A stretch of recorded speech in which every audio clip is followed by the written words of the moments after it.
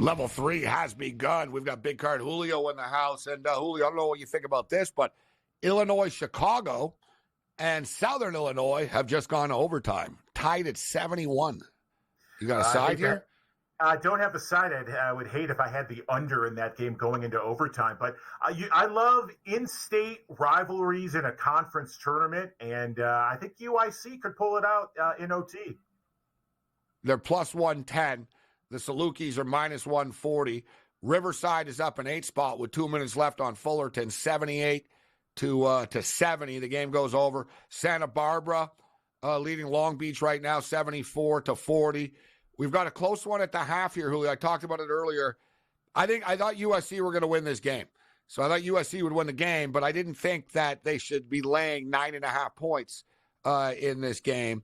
And they're tied at the half with Arizona State right now. And they're laying 5.5. The total is 141.5 here. What do you think about this one? This late in the game, I'm tempted just to roll the dice with the Sun Devils. Give me Arizona State money line plus 235 to win in LA. I like this. This is for hardcores. Team to score the next field goal. So who's going to score the first field goal of the half? That's some hardcore stuff. All right. So what do you got for us, Julio? What do you want to start off with here? Quickly with college basketball, because some of these numbers are being posted. The Missouri Valley Tournament, everyone loves the unders. It's been talked about ad nauseum. 2 unders for you to attack on the overnight board. Northern Iowa, Belmont. Hold on. Sorry, Julio. 1 second, Julio. Let me just welcome the satellite crowd back.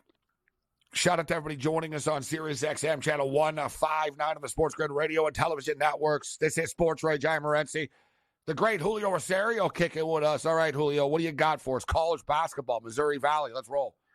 We're attacking the board early in the overnight lines. Northern Iowa, Belmont under 153.5. And Drake Evansville tomorrow under 150.5. And I'm taking my alma mater. This is the best Western Illinois team in history. They won 20 games this season.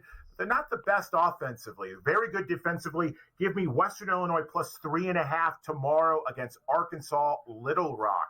Let's jump on the pitch, Gabe. Soccer for this weekend. I'm going Barcelona, a clean sheet against Mallorca plus 110. MLS, Luis Suarez. I need to look at the futures for the Golden Boot because I think Suarez is going to have a cakewalk this year in terms of scoring.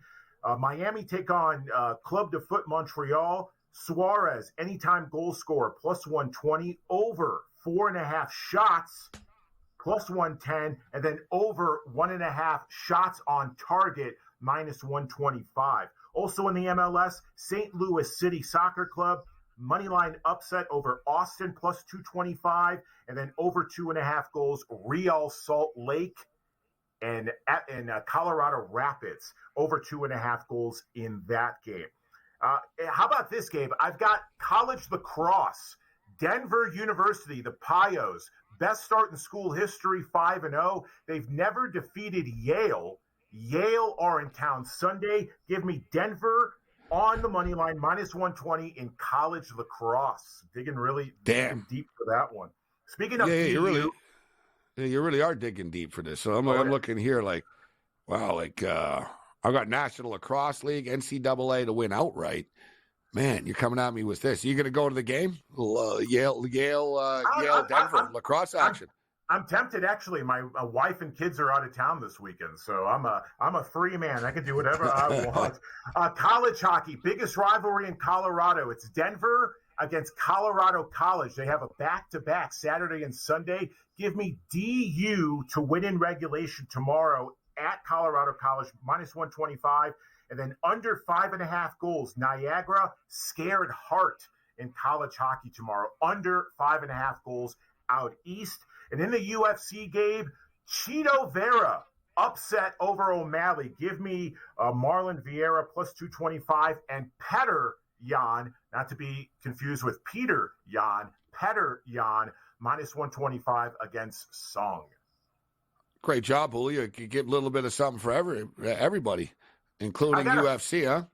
I've got a future. We'll discuss at length next week, but my baseball future, the Chicago White Sox to make the playoffs, 22-1. 2 years ago, they were minus 200 to win the division. Yeah, they might be bad, but it's also the American League Central when it's a big toss-up. So give me 22-1 on the White Sox to make the playoffs. Well, I thought you were going to come at us with the White Sox season win total to the under. I didn't think you were coming at us with them to win the division. But hey, listen, everybody is entitled to one crazy bet, right? Yes. One. Hey, this maybe, why not us? Maybe this can happen. Great stuff, Julio. Thanks a lot for taking the time to be with us. We got like 10 seconds here before our affiliates. You got a last one here, Inter Milan? Yeah, both teams to score over 2 goals. Bologna, Inter Milan. Bologna in 4th place for the first time in like 50 years. Both teams to score. Let's roll. This is Sports Rage. I am Gabriel Morency, the pimps, the players, the hustlers, the people that bust them, and everybody else in between. Level 3 has begun. Shout out to all of our AM radio affiliates, wherever you may be, joining us this evening, including the Money Here 1090 ESPN Radio SoCal in the house. We're throwing it down on Sirius XM channel 159 of the SportsGrid Radio and television networks. Brett Beard will join us, Heisman Trophy voter, First Coast News college football analyst, will step up and in from Jacksonville, Florida. But we've got a big-time NBA game going on right now, and the Boston Celtics, they're not going to tap, all right? They're not Conor McGregor. They're not going to tap, and they're battling back right now. It's a 6 spot. It's 97-91. The Denver Nuggets are up with 7.5 minutes left. We'll keep our eye on this. The Chicago Bulls are trying to win their 4th consecutive road game. They were getting 8.5 points tonight. They're hanging on to a 3-point lead right now. It's 107-104 of the Golden State Warriors with 6.5 left there. And the San Antonio Spurs, playing without Wembanyama this evening, are beating a Sacramento team that, of course, looked great last night against the Lakers. And here we are right now. They're losing to the Spurs 118-112. College basketball conference tournament action continues. The bubble watch continues as well. And the Utah Utes are in a lot of trouble. They're trailing right now by 13 points. They're losing 46 to 33 to the Beavers. Utah can't lose this game. They got to find a way of coming back and winning this game. They're getting 6.5 points. The total is 155.5 right now. Arizona State and USC are tied at the half, 32-32. The Trojans were a trendy pick tonight and ended up closing as 9.5-point favorites. We thought it was too high, but I did think USC were going to win this basketball game. They're currently laying 5.5. The total is 141.5. NHL hockey. The LA Kings are trailing the Ottawa Senators right now, 2-1 Sens, as we get ready for the third period of play, and we're into the third period on the Strip right now. The Vancouver Canucks are leading the Vegas Golden Knights 3-1. Russell Wilson set to meet with the Pittsburgh Steelers. The sports books have bought in. We break it down and more on the other side. This is Sports Rage.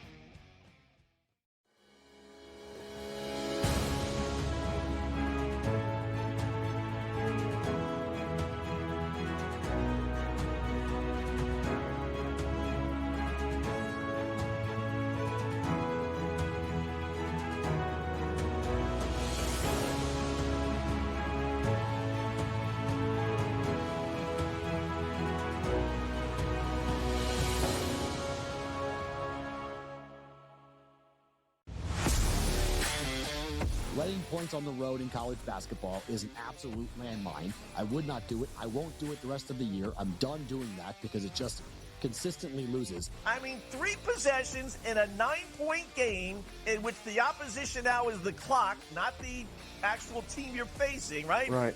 And these guys are taking up shots. I mean, it's just like, that's why it's the NBA. In-game live, prime time, only on SportsGrid. Athletes in Canada, Wayne Gretzky, Connor McDavid, no longer can be part of these sports betting ads. Now, what's interesting is there is technically a carve-out that will still let these athletes and celebrities appear in sportsbook ads, but it's only if those ads are slanted toward responsible gaming. So you could still have a Connor McDavid saying, hey, bet responsibly on TV in Ontario. Newswire. Only on SportsGrid. 4.22. The fastest man alive. The guy just made himself a whole lot of money, did he not? By now holding the record for the fastest 40-yard dash. But if it's one thing we know is that doesn't translate into quality football players in the NFL. So somebody will bite and overdraft him because he simply ran faster than everyone else. It's just rinse and repeat. The Early Line. Only on SportsGrid. Anyone that's been to a sporting event, the atmosphere before a game, I think Game Time Decisions has that same exact atmosphere. This is our arena. This is what we do. There is going to be an energy to Game Time Decisions that you will feel night in and night out. The excitement you get when you lock your bets in, when you're figuring out what you want to do, we can zone in on the biggest games each night. I want this to be the place that people come to before the games start so they feel as ready as possible to lock in their cards. We are going to hit every single one of those markets that you need to know about. We're going to go through every single thing, and I've got a great team behind me that's going to help me get the job done. There is not going to be a better place, I promise you, than Game Time Decisions to get that new information, react to it, and be able to then bet accordingly. We will have everything at our disposal, and we will use that to our advantage. I'm Kevin Walsh. Tune into Game Time Decisions from 6 to 8 p.m. Eastern on SportsGrid.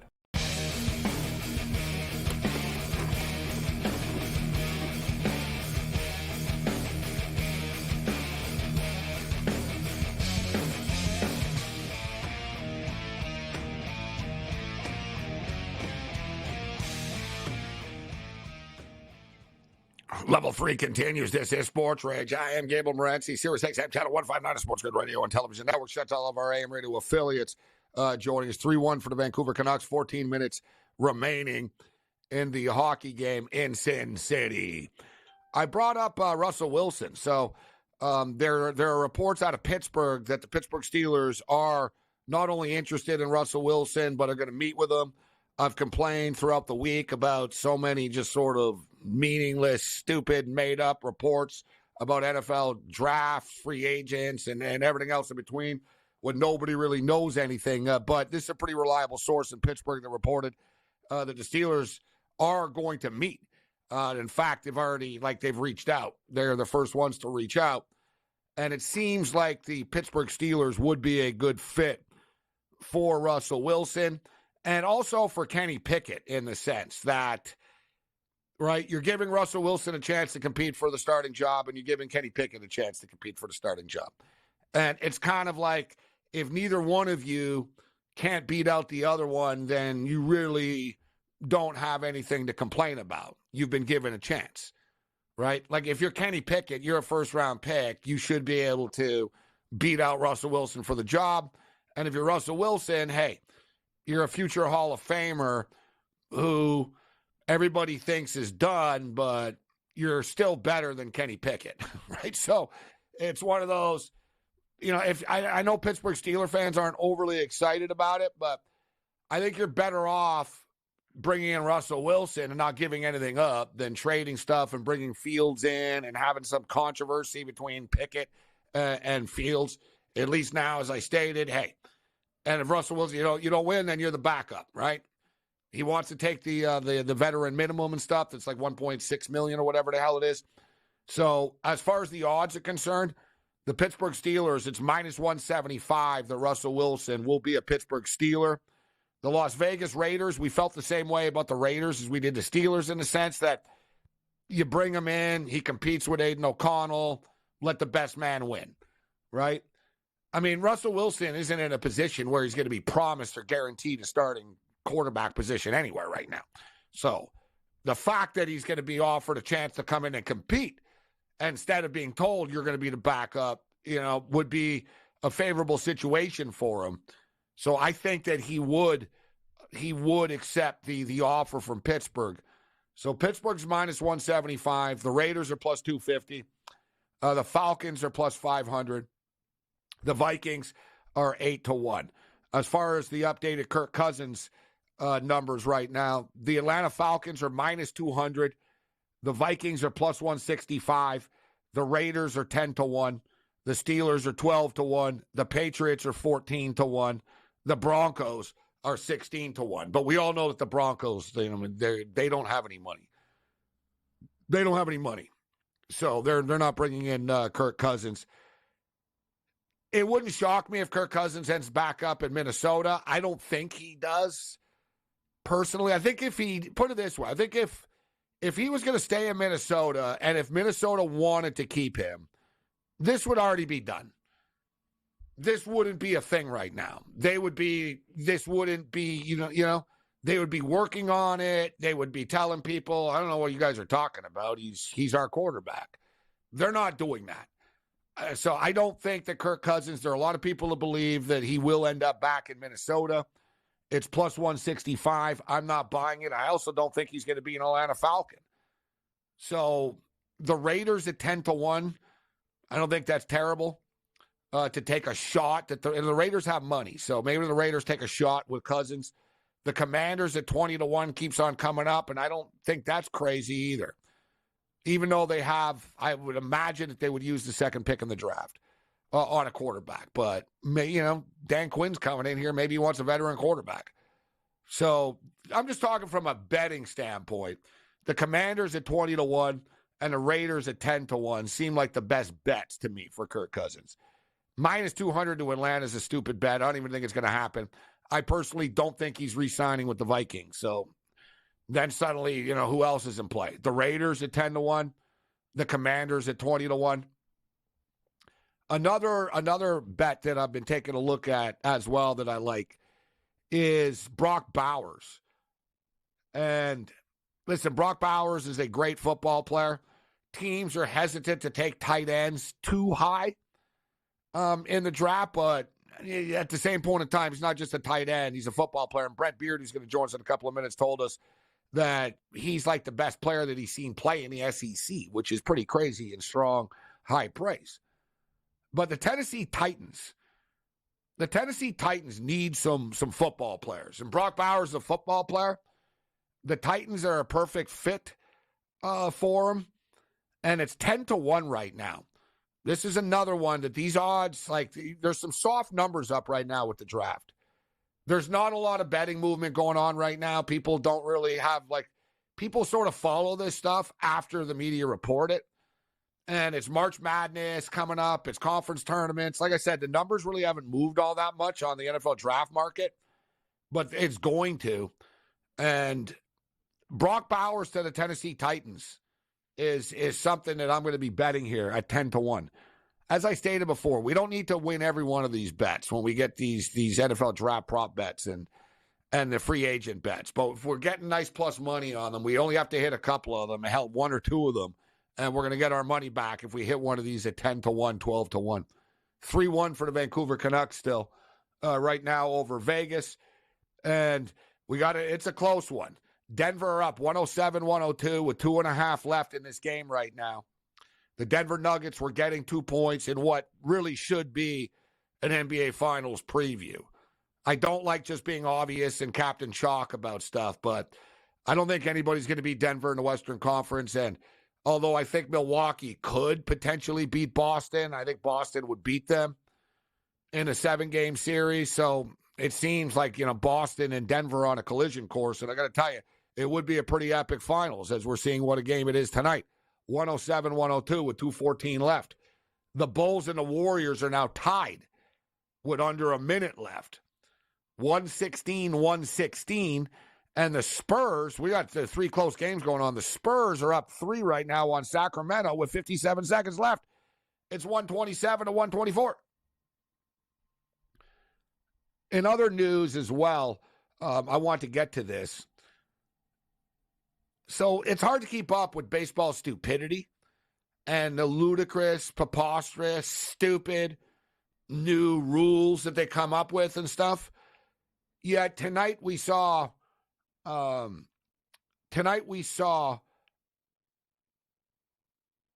base runner was awarded an extra base because the second baseman blocked the bag on a pickoff attempt. So you're not allowed to slide You're not allowed sliding anymore. You can't collide anymore. There's no more collisions. You're not even allowed really even sliding anymore into home plate. And now you can't block the plate. And now, though, you can't, like, basically put, like, your glove down and or your leg in front of the base anymore, which basically is how anybody that's ever played baseball and Little League baseball is, like, the way that you're taught to do it, right? Is, well, you put your knee down here and you block this. like you're actually changing the physics and the fundamentals of the sport now. You know, I'm surprised they didn't just award it a run, but yeah, so don't be surprised when you see this call. Yeah, Joey Wendell got called for blocking the bag, and when you see the highlight too, like, dude, like he put his glove down essentially. They shaved the pitch clock down again to 18 seconds. Like, I don't even know what the rules are anymore in baseball, but I know I don't like them. Like I don't know why you guys think that anybody complaining about, like, pickoff attempts? Bunch of jackasses.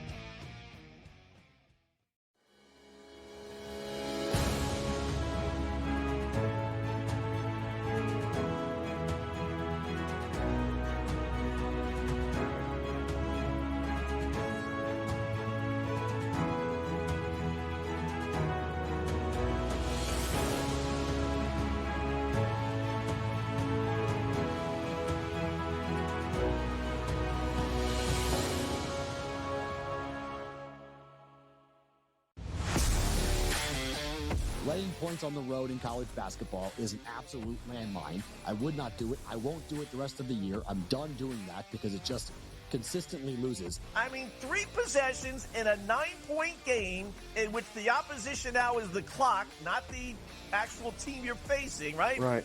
And these guys are taking up shots. I mean, it's just like, that's why it's the NBA. In-game live, prime time, only on SportsGrid. Athletes in Canada, Wayne Gretzky, Connor McDavid, no longer can be part of these sports betting ads. Now, what's interesting is there is technically a carve-out that will still let these athletes and celebrities appear in sportsbook ads, but it's only if those ads are slanted toward responsible gaming. So you could still have a Connor McDavid saying, hey, bet responsibly on TV in Ontario. Newswire, only on SportsGrid.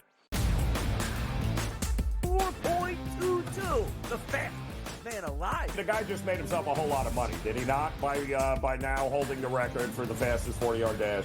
But if it's one thing we know is that doesn't translate into quality football players in the NFL. So somebody will bite and overdraft him because he simply ran faster than everyone else.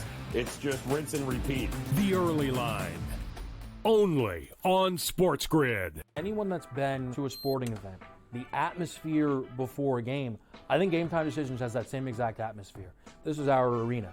This is what we do. There is going to be an energy to Game Time Decisions that you will feel night in and night out. The excitement you get when you lock your bets in, when you're figuring out what you want to do, we can zone in on the biggest games each night. I want this to be the place that people come to before the games start so they feel as ready as possible to lock in their cards. We are going to hit every single one of those markets that you need to know about. We're going to go through every single thing, and I've got a great team behind me that's going to help me get the job done. There is not going to be a better place, I promise you, than Game Time Decisions to get that new information, react to it, and be able to then bet accordingly. We will have everything at our disposal, and we will use that to our advantage.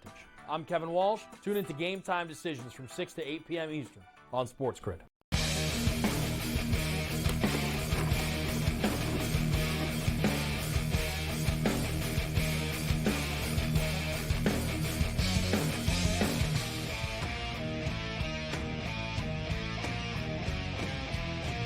The Thursday Night Throwdown continues. This is SportsRage. I am Gabriel Morency on the SportsGrid radio and television network. Shout out to all of our AM radio affiliates, including the mightier 1090 ESPN Radio, SoCal in the house, and so is a Heisman Trophy voter. First Coast News college football analyst Brent Beard steps up and in. Brent, it's always a pleasure. How you doing tonight? Dave, I'm doing okay. Good to be on with you as always. And, man, there's no shortage of topics in college football right now. And the great thing is, Gabe, we can almost talk about teams on the field because spring practice is going on now. Yes, and I can't believe that spring practice is already here. It feels like there's been no off season this year in the college football world. And it feels like it was just last week that Nick Saban announced that he was going to step down as head coach of the Alabama Crimson Tide. He really didn't talk too much after, but he did an interview with ESPN's Chris Lowe earlier in the week, and he talked about the reaction of Alabama's players after they lost to Michigan. And his exact quote was, "I was really disappointed in the way the players acted after the game. You got to win with class. You got to lose with class. We had our opportunities to win the game, and we didn't do it. And then showing your ass and being frustrated and throwing helmets and doing all that stuff, that's not who we are and what we promoted in our program." He went on to say, "I thought we could have had a hell of a team next year." Then maybe 70, 80% of the players who I talked to after, all they want to know is two things. They want assurances that I'm going to play because they're thinking about transferring. And secondly, how much are they going to pay me? Our program here is always built on how much value we can create for your future and your personal development, academic success in graduating, and developing an NFL career off the field. So I'm saying to myself, maybe this doesn't work anymore, that the goals and aspirations are just different. I'm not saying it's bad. I'm not saying it's wrong. I'm just saying that it's never been what we're all about, and it's not why we've had success through the years. It sounds to me like Nick Saban really wasn't done with coaching football per se, that he was sort of done with the modern generation, and doesn't sound like he liked this team very much and their attitude very much. He said during the year a lot about how much he loved this team, which is a little bit unusual from what we get now. I mean, he liked how they came back after the loss to Texas and at the end of the UCF game or USF game, South Florida. He was unhappy about that at all, but they got things together, basically ran the table, won the SEC championship.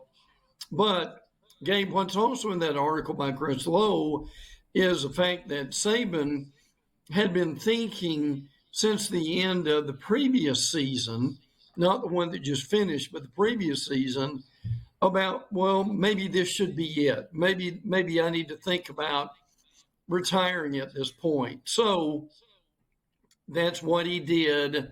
And the player interviews, things have changed. A lot of coaches, I think they respected Saban. I don't think they feared him almost the way they did a few years ago. And maybe some of the message that used to work is not working much anymore. But I want to throw a third thing in there, Gabe, and I'll do this quickly. The third thing would be he had to fill out his staff.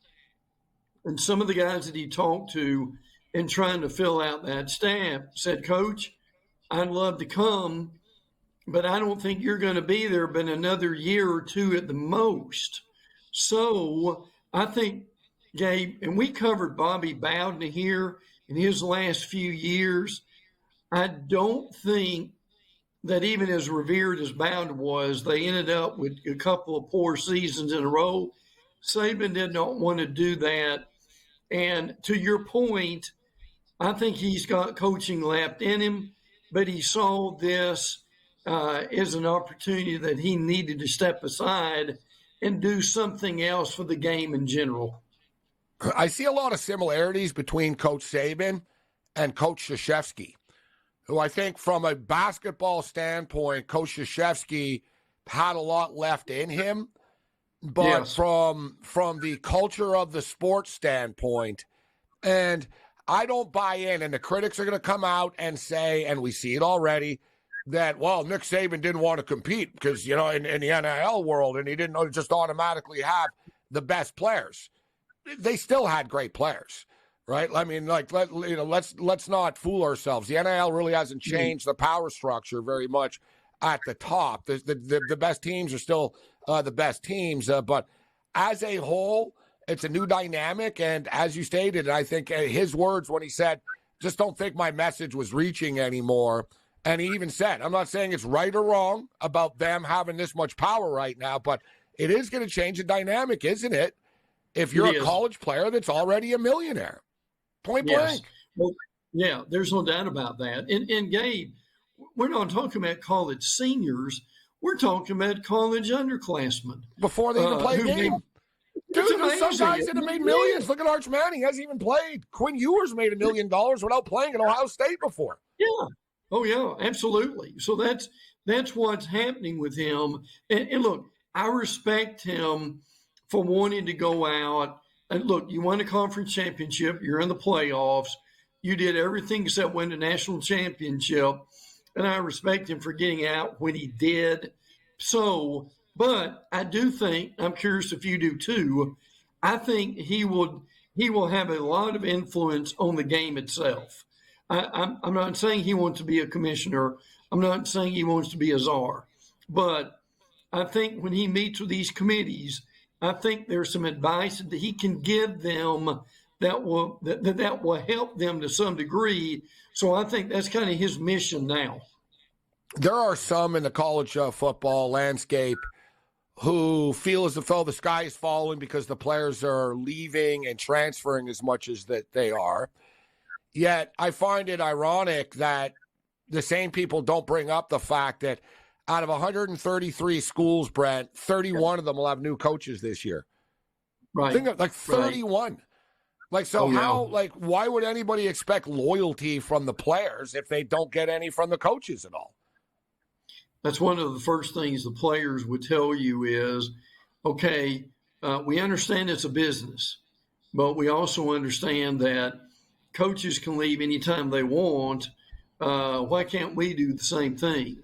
So that's the argument that you're going to get from the players. My part, Brent, that I get too is that the coaches preach the loyalty and the character, finishing the job, and then they'll split before the season's over.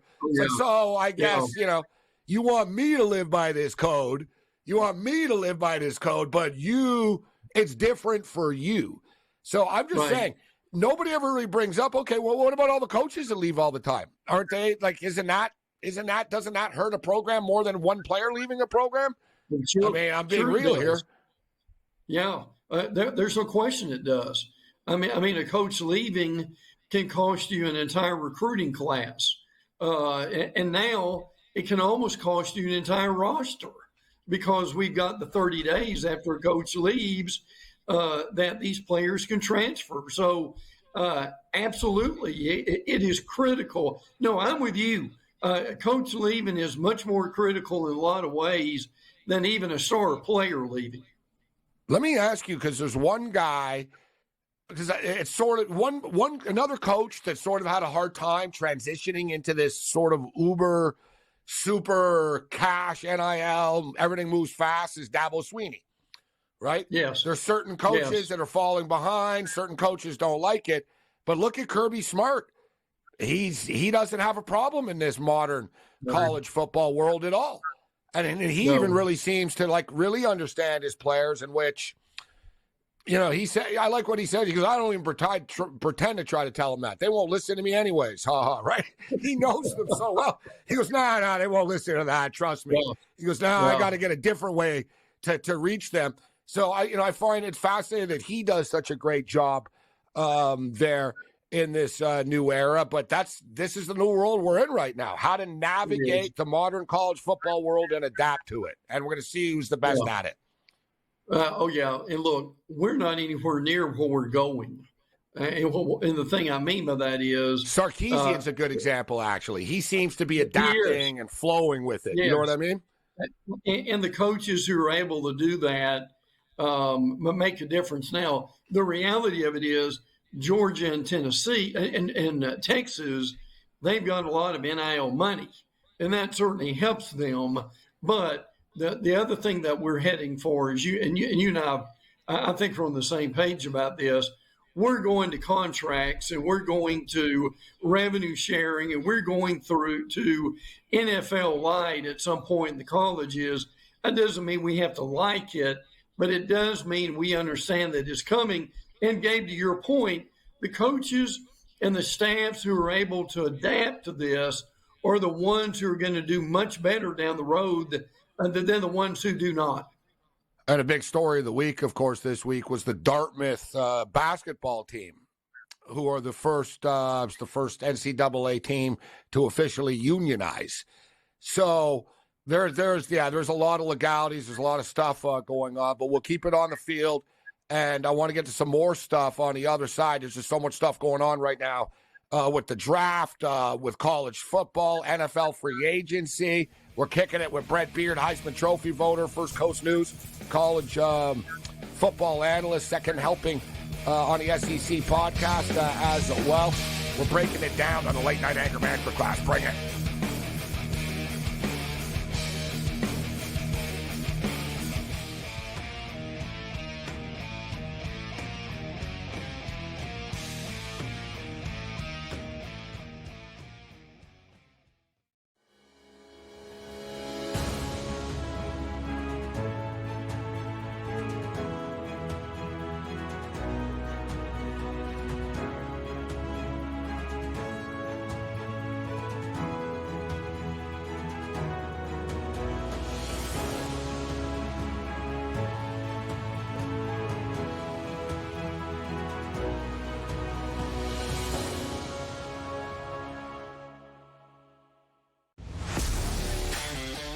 Laying points on the road in college basketball is an absolute landmine. I would not do it. I won't do it the rest of the year. I'm done doing that because it just consistently loses. I mean, 3 possessions in a 9-point game in which the opposition now is the clock, not the actual team you're facing, right? Right. And these guys are taking up shots. I mean, it's just like, that's why it's the NBA. In-game live, prime time, only on SportsGrid. Athletes in Canada, Wayne Gretzky, Connor McDavid, no longer can be part of these sports betting ads. Now, what's interesting is there is technically a carve-out that will still let these athletes and celebrities appear in sportsbook ads, but it's only if those ads are slanted toward responsible gaming. So you could still have a Connor McDavid saying, hey, bet responsibly on TV in Ontario. Newswire, only on SportsGrid. 4.22, the fastest man alive. The guy just made himself a whole lot of money, did he not? By now holding the record for the fastest 40-yard dash. But if it's one thing we know is that doesn't translate into quality football players in the NFL. So somebody will bite and overdraft him because he simply ran faster than everyone else. It's just rinse and repeat. The early line, only on SportsGrid. Anyone that's been to a sporting event, the atmosphere before a game, I think Game Time Decisions has that same exact atmosphere. This is our arena.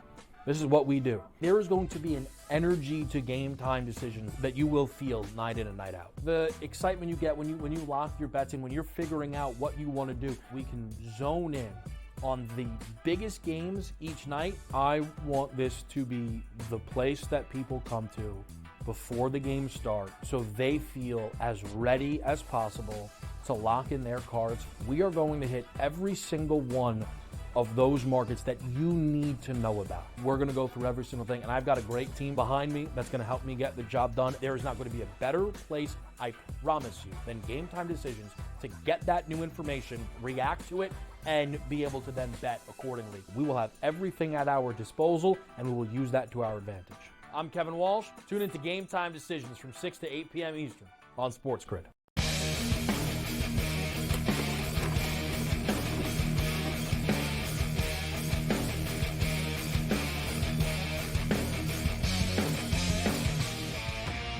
4, 3, 2, 1. The Thursday Night Throwdown continues. This is Sports Rage. I am Gabriel Morency, Sirius XM, Channel 159 on the SportsGrid radio and television networks. Shout out to all of our television affiliates, smart TVs, and whatever app, network, or platform you're watching us on right now. We're kicking it with Brett Beard. We're talking college football right now, and spring practices have already begun.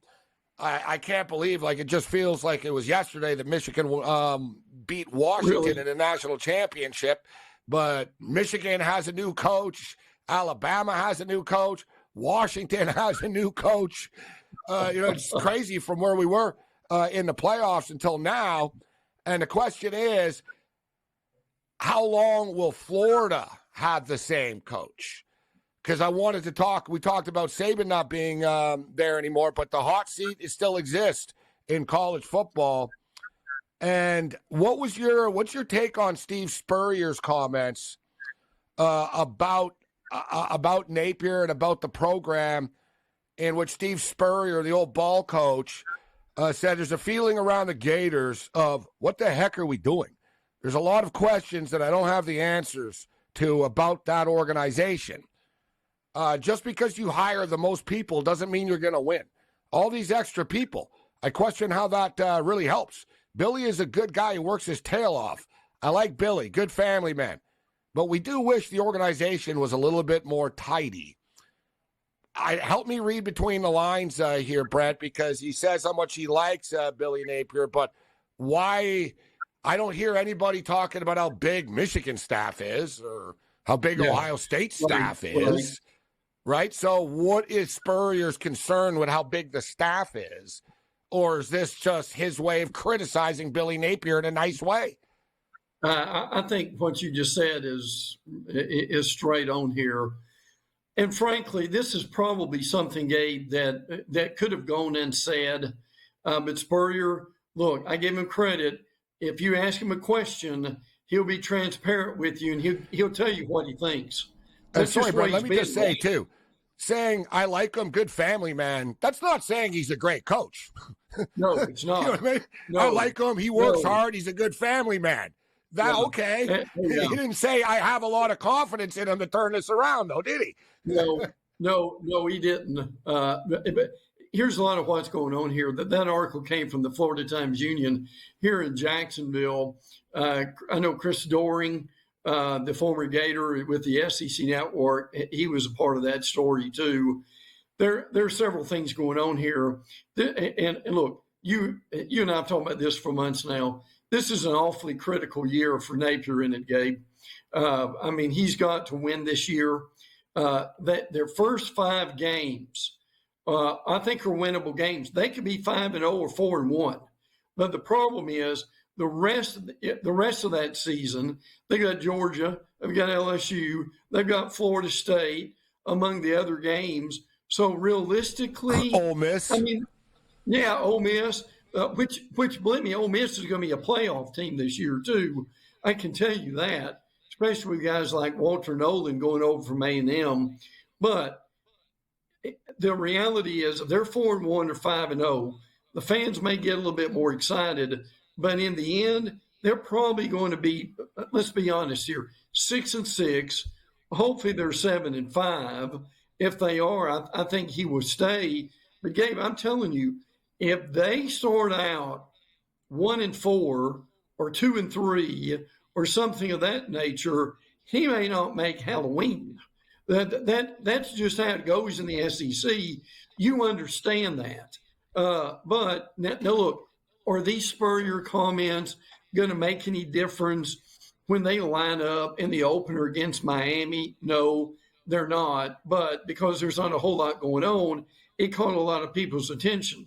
Now, and you and I have touched on this a little bit, but tell me how big, Gabe, this game's going to be with Miami goes to Gainesville to open the season. And look, Miami's just rebuilding as much as Florida is.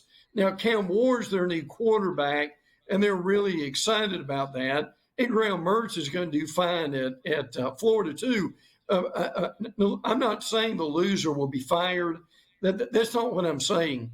But, Gabe, think about the pressure from both these fan bases that are going to be on this losing coach the weeks after that game has been played. Yeah, I wouldn't want to be the losing coach in the press conference after the game. I'll tell you that. And, you've talked about all the pressure on Napier right now, and the schedule doesn't do him any favors, as you stated. No. It starts off manageable, but technically, according to last year's opponents' records, they have the toughest schedule in the SEC, Brent. At their opponents' records, 102 wins and 44 losses. You talked about Ole Miss making the playoffs. Not everybody can make the playoffs, but if I have to ask you, who do you like better chances to make the playoffs this year? Ole Miss or Missouri? Who would you say? I would probably go with Ole Miss. Missouri has lost some of their coaches. Their D coordinator went to Blake Baker. He went to LSU. Now Brady Cook comes back for Missouri. Luther Burden, who could play in the NFL right now, frankly, is coming back. But I'm going to say Ole Miss. Jackson Dart. I know Junkins went to Ohio State in the Big Ten, but I do think Ole Miss will do it. They had double-digit wins last year. But look, Missouri and drink with it, they will be good. But I think between the two, I would go with Ole Miss. But how about one thing, guys? How about this? And we throw this out to you early so you can get in on this stuff early. But Missouri's opponents' records this year, 63-81. Yeah. All right. Yeah, Missouri absolutely. only played 2 games against opponents that have won at least 10 games. Right. Last year, they only lost twice, right? They lost to Georgia. And 2 years in a row, they've played with Georgia. They've hung around with Georgia 2 years in a row. Oh, yeah. And Absolutely. they lost LSU in a wild track meet shootout game that could have went either way, but LSU pulled away with a couple of minutes left in the game. I'm excited to see this Missouri team. And as you stated, a lot of excitement about Ole Miss. And, there's a lot of excitement about a lot of these teams, right? Tennessee's schedule is manageable as well. Right. But you look at Mississippi's schedule, not overly easy, but manageable at least for them. And Jackson Dart's getting a lot of hype right now, Brent. And he's got a pretty sweet NIL deal too, right? I guess he's got like a free planes, free private jet. Yeah. Imagine being in college and having your own private jet. We've gone from remember it used to be the old days. Yeah, you're not allowed giving the guy a slice of pizza even. No pizza. Don't even kid. You can't buy it. Oh, it's illegal if you buy him a sandwich for lunch. Now it's like, listen, we're going to hook you up with one of those private charter jets. How's that sound, kid? Oh yeah. There's no doubt about that. And Gabe, I don't know if people have heard this, but a couple of quick things. At Arkansas, Bobby Petrino left A&M after Jimbo Fisher was fired and giving him $75 million. But Bobby Petrino, believe it or not, he is back in Arkansas. That's obviously he had some issues there before, but I give him credit for going back. And listen, Rocket Sanders, you remember the running back, had a great 2 years ago. He was really good. Last year he was injured. He's going to South Carolina. But you mentioned Tennessee a minute ago. I cannot tell you how excited they are about Nico Lamaliva, their quarterback. Gabe, I'm not saying this, but I heard a media person from Tennessee. They asked him, how good could he be? How good could Nico be? And he said, he could be somewhere near Peyton Manning. Strong. Listen, he's actually one of the top Heisman favorites, actually, despite the public really knowing who he is. But you mentioned Bobby Petrino back. That's one thing, too, if there's sort of a theme this year that's strange to me, is these former head coaches, NFL coaches even, like guys that, like, you know what I mean, it could be head coaches, are offensive coordinators. Look, Chip That's Kelly right. left head coaching job to be an offensive coordinator, right? Sure. And I think he saw the writing on the wall, right? They didn't like him. So, I think so. I think so. He knew that, he was pretty much done there. But still, he still could have said, all right, I'll be a head coach somewhere else, right? And I'll be the offensive coordinator. I think they like it. It's fun for them. It's a football thing. It is. They don't have to worry about a lot of other stuff. They don't have the same pressure to make good money, right? But it's amazing to me how many of these former head coaches are willing to be college coordinators. And listen, they asked him about that. He had a press conference this week, and he said, I'm the happiest I've been in a long time. He's just up there calling plays. He's not worried about dealing with UCLA boosters who are angry at him. Yes. Yeah, that's very true. And listen, Gabe, and we'll talk about it as it goes along. You've got Kelly there. Man, live. Gabe, this Ohio State team, if they don't win this year, they're without excuse, aren't they? I mean, that roster is going to be unbelievable. Forget about Florida and the staff. If anybody wants to be calling out the organization, it's Ohio State. They have more players than the Carolina Panthers do. I think they spent more money in the offseason. It's a good point. They've gone all in with the player stuff. Yeah. I've heard upwards of $17 million worth of players now. Right. And now they're like, all right, we'll bring in Chip Kelly even. Like you said, okay, fine. It better work. Oh, that hot seat, bro. You want to talk about a hot seat? Pretty crazy that Ryan Day has lost 3 games in his life, and he's on a hot seat, this guy. But look, you and I understand the Big Ten. We understand rivalries. And when you lose your biggest rivalry, that's a problem. And look, I didn't mention Caleb Downs a few minutes ago, coming up from Alabama, maybe the best defensive player in the nation. Oh, they had Junkins, Downs, Sane. They got the quarterback as well. Yes. And look, Sane came from Alabama. Julian Sane came from California. Gabe, he's probably going to be the backup quarterback. And with an injury, he could be the starter before it's over this year. It's amazing. Yeah, Michigan are going to have their hands full, and Michigan have not been aggressive in the transfer portal.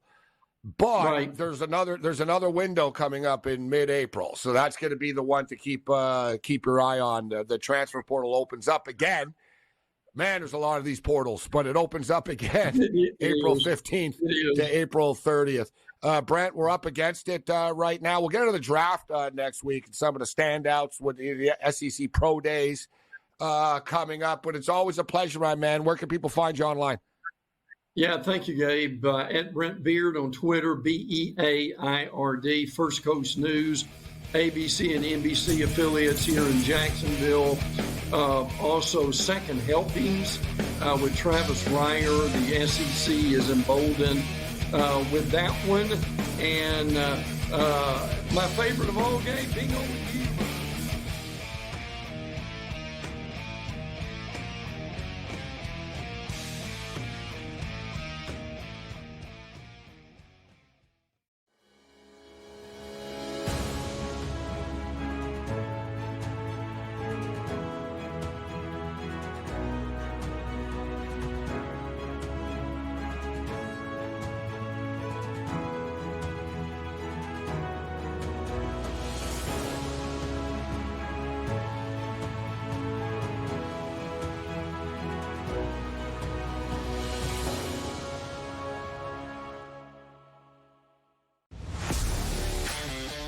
Laying points on the road in college basketball is an absolute landmine. I would not do it. I won't do it the rest of the year. I'm done doing that because it just consistently loses.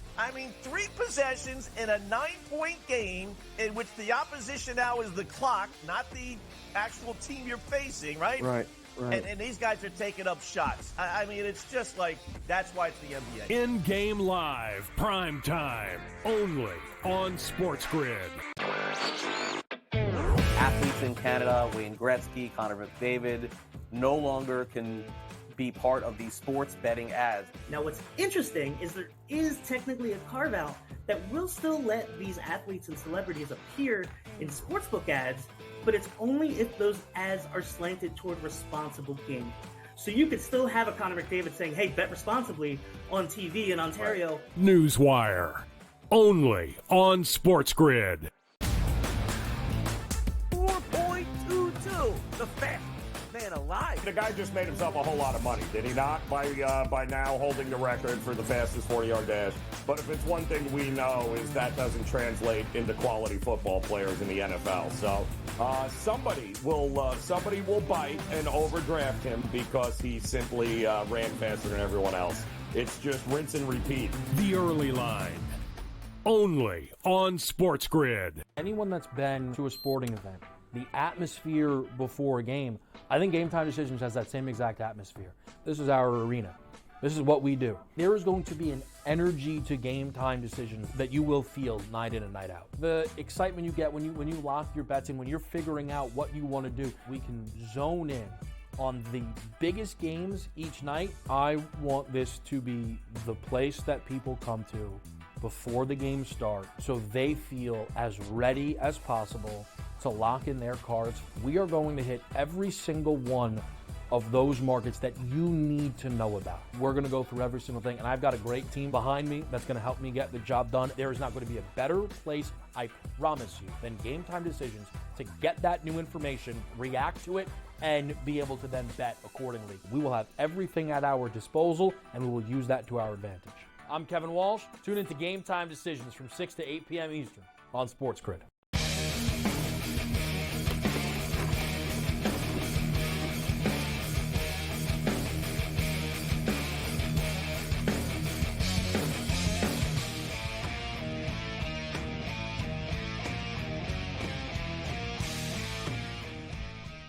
Thanks to Brent Beard for joining us. Can't wait for football to start again. The United Football League is going to be the next league up.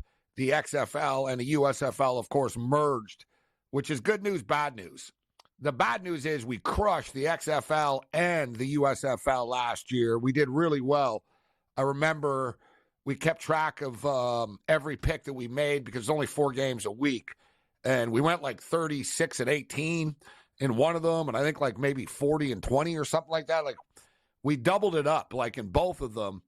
So we lose one of the leagues now to bet on, which sucks. But the plus side is the quality of football is going to be good because you took 2 leagues and made it into one. So that's the next league up. But thanks to Brent Beard for joining us. USC Trojans up 68-60 right now.